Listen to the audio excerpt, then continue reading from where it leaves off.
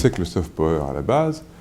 C'est l'aptitude d'un État et d'un pays à non seulement diffuser des messages, mais à faire en sorte que d'autres pays, ou des peuples d'autres pays, eh bien, puissent adopter des références du pays, entre guillemets, émetteur, à faire en sorte que les valeurs deviennent des valeurs partagées, à faire en sorte que des modes de vie, des modes de vie se répandent. Alors on peut dire pour le meilleur et pour le pire, mais enfin on parle bien de pouvoir, donc à la base. Alors pourquoi est-ce que ce concept est finalement venu à l'ordre du jour depuis un peu plus de 2 décennies? Eh bien parce qu'un universitaire américain, mais qui a également exercé des responsabilités dans l'administration américaine, qui est Joseph Nye, qui a été à un moment le dean de la Kennedy School of Government à Harvard, et qui est toujours professeur, est parti du constat que l'Amérique continuait d'être influente, mais plus de la même manière, plus tant avec son hard power, bon, qui est toujours là, bien évidemment, mais qui avait d'autres axes de diffusion, d'autres vecteurs d'influence, et qui étaient ces vecteurs tout aussi importants. Et ces vecteurs, finalement, d'imprégnation non coercitive, il les a conceptualisés et inscrits dans un cadre général, global, qui est celui du soft power, le soft power s'opposant au hard power, enfin s'opposant, sachant que ça peut être aussi complémentaire dans une stratégie de pouvoir d'un État. Le hard power, c'est le pouvoir par la guerre, mais par la guerre au sens vraiment, je dirais, occidental du terme. C'est-à-dire que c'est la démonstration par la force.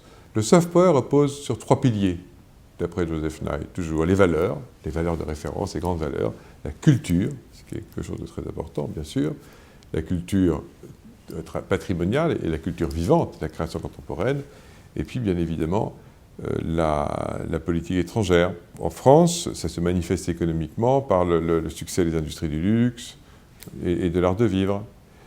Sachant que d'un autre côté, il y a toute la haute technologie française, et qui a aussi une très belle image sur la scène internationale.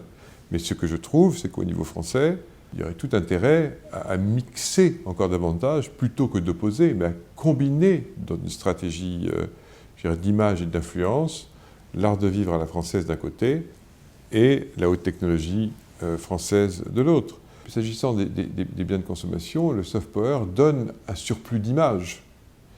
Et le surplus d'image, l'imaginaire de consommation, on est prêt à le payer un peu plus cher. Dit en d'autres termes, en termes économiques, le soft power permet de faire davantage de compétitivité hors prix. Mais il ne suffit pas de dire « Made in France ». Vous voyez, c'est beaucoup plus complexe que ça. Que dit le rapport Gallois? Qu'il faut de la premiumisation pour l'industrie française. Comment est-ce qu'on fait de la premiumisation? Comment est-ce qu'on fait du haut de gamme? Il y a des aspects technologiques, il y a des aspects de recherche, il y a des aspects de R&D, et il y a aussi des aspects de créneaux de marché, des aspects d'image et d'imaginaire de consommation et d'adéquation entre l'offre de produits et de services, toute la qualité technologique qui l'accompagne et tout le pouvoir d'imaginaire. Le soft power est un atout majeur, une arme douce par définition de premiumisation pour notre industrie et pour notre pays. La séance de cet après-midi, ce fut une séance collective, comme la plupart d'entre elles, et j'ai 2 collègues que j'ai sollicités, donc 2 experts dans des registres différents, l'un étant directeur de la communication et professeur à l'Institut français de la mode, mais ayant une grande expérience également de journalisme, et bon, pas de mode, puisqu'il était au Monde pendant des années, donc parmi d'autres activités, et ayant, en l'occurrence cet après-midi, fait un exposé portant sur le soft power de la Chine, L'autre intervenant, le premier étant Lucas Delattre, et l'autre intervenant, donc Gilles Dabzi, étant directeur général adjoint à la Chambre de commerce et d'industrie de Paris-Île-de-France, sur les affaires internationales et européennes, et ayant, de par son expérience, beaucoup pratiqué et également conceptualisé tout ce qui est relatif là aussi au soft power, à la business diplomatie. En chinois, soft power, en fait, se traduit ou s'écrit ou se pense pouvoir mou, ce qui veut dire beaucoup de choses et va à l'encontre d'une aspiration structurelle et profonde à un pouvoir fort, donc à l'opposé de ce pouvoir mou. Nonobstant, c'est une priorité, et cette priorité se manifeste de différentes manières.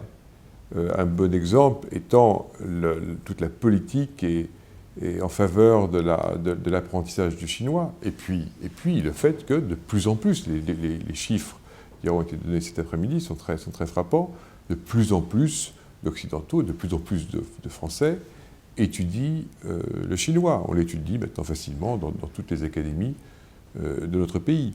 Les instituts Confucius qui ont commencé à se développer, à se propager depuis une bonne dizaine d'années, vont de ce sens-là, partout dans le monde.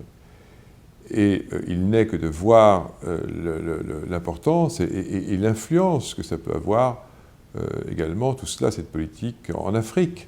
Donc il y a un vrai versant de soft power et qu'on ressent d'ailleurs, qu'on ressent à Shanghai aujourd'hui, ça c'est certain. Mais dans le même temps, la Chine conserve une attirance structurelle et forte pour le hard power.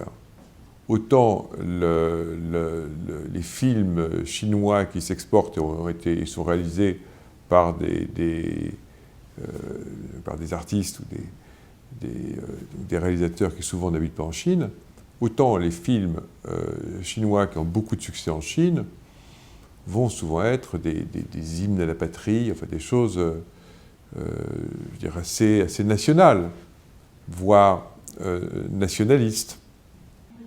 Alors que le soft power n'est pas une démonstration de force. C'est une forme de